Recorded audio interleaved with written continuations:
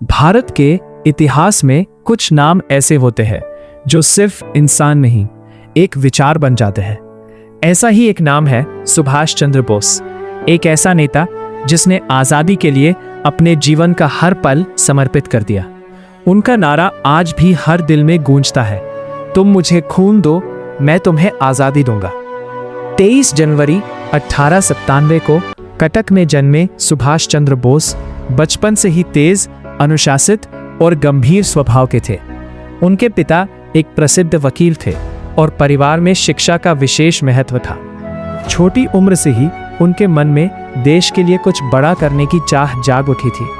सुभाष चंद्र बोस ने अपनी पढ़ाई पूरी करने के बाद इंग्लैंड जाकर ICS की परीक्षा पास की। ये उस समय की सबसे प्रतिष्ठित नौकरियों में से एक थी, लेकिन उनका सपना अंग्रेज़ों की नौकरी करना नहीं, बल्कि अपने देश को आज़ाद कराना था।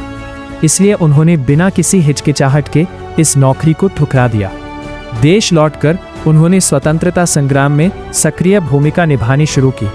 उन्होंने कांग्रेस के साथ मिलकर अंग्रेज़ों के खिलाफ आंदोलन को तेज किया। हालांकि उनके विचार अलग थे।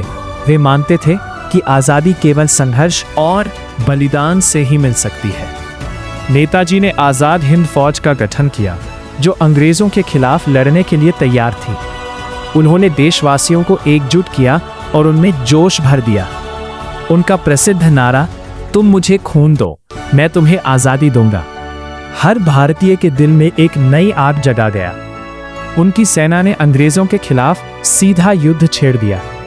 1945 में एक विमान दुर्घटना में उनकी मृत्यु की खबर सामने आई, लेकिन आज भी उनकी मृत्यु एक रहस्य बनी हुई है। नेताजी सुभाष चंद्र बोस सिर्फ एक नाम नहीं, बल्कि एक प्रेरणा है। उनकी कहानी हमें सिखाती है कि देश के लिए जीना और बलिदान देना ही सच्ची देशभक्ति है।